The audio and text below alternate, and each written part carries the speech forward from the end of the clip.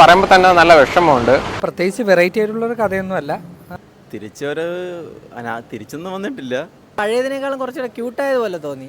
Meera Jasmine എന്ന് പറയുന്ന ഒരു വ്യക്തിയെ വേണ്ട രീതിയിൽ യൂസ് ചെയ്യുന്നില്ല. കണ്ടിരിക്കാം. നരേനും മീര ജാസ്മിനും ഒക്കെ നന്നായിട്ട് ഉണ്ട്. നല്ല കഥയാണ്. പ്രത്യേകിച്ച് വെറൈറ്റി ആയിട്ടുള്ളൊരു കഥയൊന്നുമല്ല, ഒരു കഥ. മീര ജാസ്മിന് നല്ല നടിയാണല്ലോ. അവരുടെ ആ അഭിനയമെല്ലാം, അഭിനയത്തിന് പ്രത്യേകിച്ച് പറയാനില്ല. നരേനും എല്ലാം ഹ്യൂമറുണ്ട്, എല്ലാം ഉണ്ട്. അപ്പോൾ എന്താണെന്ന് അറിയില്ല, കുറച്ച് ആൾക്കാരെ ഉണ്ടായിരുന്നുള്ളൂ തിയേറ്ററിൽ. എല്ലാം കൊള്ളാം, സിനിമ നല്ല മൂവിയായിരുന്നു കേട്ടോ, കുഴപ്പമില്ല.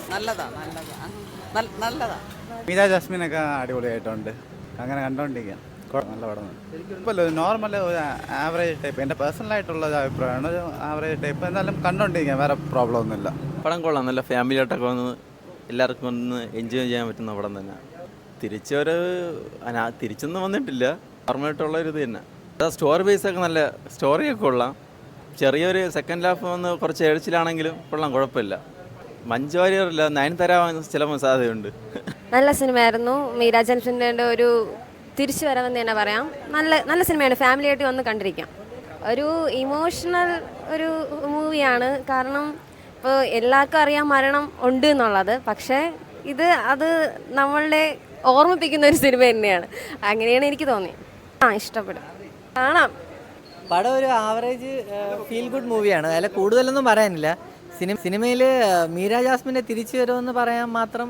മീര ജാസ്മിൻ കുറേ കാലത്തിന് ശേഷം അഭിനയിച്ച ഒരു തിരിച്ചു വരവ് അത്ര തന്നെ. അങ്ങനെ ഭയങ്കര ബിൽഡപ്പോ തിരിച്ചു വരും അങ്ങനെയൊന്നുമില്ല. പുള്ളിക്കാരി പഴയതിനേക്കാളും കുറച്ചുകൂടെ ക്യൂട്ടായതുപോലെ തോന്നി.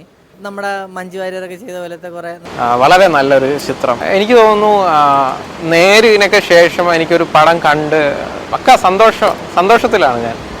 150 രൂപ കൊടുത്ത് കാണുന്ന ഒരു പ്രേക്ഷകന് കണ്ടിട്ട് സന്തോഷത്തോടെ ഇറങ്ങാൻ പറ്റുന്ന ഒരു നല്ല ചിത്രം. പിന്നെ അതേപോലെ തന്നെ നമ്മുടെ നരേനും മീര ജാസ്മിനൊക്കെ അറിയാലോ, അച്ചുവിൻ്റെ അമ്മ എന്നൊക്കെ പറയുന്ന പോലെ നല്ല മനോഹരമായ ചിത്രമൊക്കെ ചെയ്ത് ആ ഒരു കോംബോ ഇതിൽ വർക്കൗട്ട് ആയിട്ടുണ്ട് എന്നുള്ളതാണ് മറ്റൊരു സത്യം. ഇനി പറയാനുള്ളത്, പ്രേക്ഷകർ പടത്തിന് വരണം, തീർച്ചയായിട്ടും കാണണം.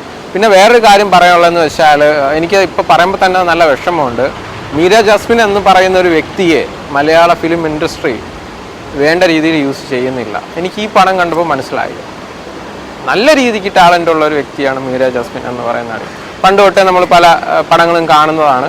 പക്ഷേ പുള്ളിക്കാരിക്ക് എനിക്ക് തോന്നുന്നു അവസരങ്ങൾ കൊടുക്കാത്തതാണോ അത് പുള്ളിക്കാരി എന്താണ് അവസരങ്ങൾ ചോദിക്കാത്തതാണോ എന്ന് എനിക്കറിയത്തില്ല. എന്താ ഈ പടം കണ്ടതിൽ വെച്ച് എനിക്ക് തോന്നിയതെന്ന് വെച്ചാൽ, മീര ജാസ്മിന് ഒരു അടുത്ത super star, lady super star level, നമ്മുടെ മഞ്ജു ചേച്ചിയുടെ അടുത്ത് വരെ എത്താൻ പറ്റുന്ന ഒരു നായികയാണ് മീര ജാസ്മിൻ. ഞാനിപ്പോൾ ക്യൂൻ എലിസബത്താണ് കണ്ടത്.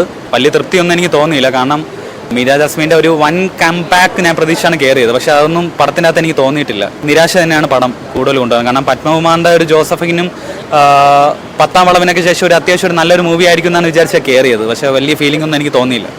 നിരാശ തന്നെയാണ് ഉള്ളത് മനസ്സിൽ. ഒരു വർഷാവസാനം ഒരു പടം, അപ്പോൾ നല്ല പടമായിരിക്കും എന്ന് വിചാരിച്ചാണ്. ഇന്നലെ ട്രെയിലർ കണ്ടപ്പോൾ എനിക്ക് ഭയങ്കര ഇൻട്രസ്റ്റിംഗ് ഒക്കെ തോന്നി. പക്ഷേ ആ ഒരു ഇൻട്രസ്റ്റ് പടം കണ്ട് തീർന്നപ്പോൾ ആ മൂടൊക്കെ പോയി. ഒരു നിരാശ തന്നെയാണ് പടം. വലിയ പ്രത്യേകിച്ചൊന്നും എടുത്തു പറയാനായിട്ടൊന്നും ഇല്ല പടത്തിൻ്റെ അകത്ത്. പിന്നെ ഇവരുടെ കോംബോ കുറേ ഗ്യാപ്പിന് ശേഷമാണ് വരുന്നത്. നരേൻ്റെ ആണെങ്കിലും മീര ജാസ്മിൻ്റെ ആണെങ്കിലും അത് അത്രമാത്രം വർക്കൗട്ടൊന്നും ആയിട്ടില്ല. പൂർണ്ണ തൃപ്തി എന്ന് വെച്ചാൽ തൃപ്തി വന്നിട്ടില്ല. പുള്ളിക്കാരൻ്റെ ഷോൾഡറിലായിരുന്നു പടം. പക്ഷേ എന്നാലും ഒരു പരിധി വരെ ഓക്കെ ആയിരുന്നു. അത് കഴിഞ്ഞ് പിന്നെ കയ്യിൽ നിന്ന് പോയെന്ന് തന്നെ പറയാം. പിന്നെ നരേനൊക്കെ കൈദി പോലത്തെ കിടിലം പടങ്ങളൊക്കെ ചെയ്തിട്ട് മലയാളത്തിൽ കൊണ്ടുവരുമ്പോൾ അത്യാവശ്യം ഒരു നിലവാരമെങ്കിലും കൊടുക്കണമെന്ന് ഒരു ആഗ്രഹം ഉണ്ടായിരുന്നു. പക്ഷേ അത് അത്ര ഇല്ല. ഒതുക്കി വിട്ട പോലെ ഒരു ഫീലിംഗ് എനിക്ക് തോന്നിയിട്ടുണ്ട്. പിന്നെ കുറേ അധികം ഡയറക്ടേഴ്സ് ഉണ്ട് പടത്തിൻ്റെ അകത്ത്. ഇവിടെ ഒരുപാട് ടാലൻറ്റഡ് ആയിട്ടുള്ള പയ്യന്മാരും പെൺകുട്ടികളും ഉണ്ട് അഭിനയിക്കാൻ വേണ്ടിയുള്ള. അപ്പോൾ അവർ ബോറെന്നല്ല, പക്ഷേ ഇവർക്ക് ചാൻസ് കൊടുക്കുന്ന അനുസരിച്ച് അവർക്കൊക്കെ കൊടുക്കാമെന്ന് ഒരു ഫീല് തോന്നിയിട്ടുണ്ട്.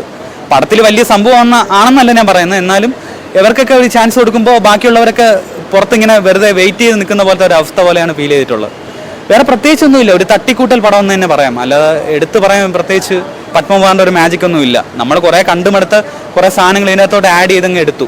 അല്ലാതെ വേറെ ഒന്നുമില്ല പ്രത്യേകിച്ച്. അത് ഞാൻ ഇനിയിപ്പോൾ എന്ത് പറയാൻ വേണ്ടി പടത്തിനെ കുറിച്ച് ഏകദേശം പറഞ്ഞു കഴിഞ്ഞു. പോരാ, എനിക്ക് അത്ര തൃപ്തി തോന്നിയില്ല പടത്തിന്.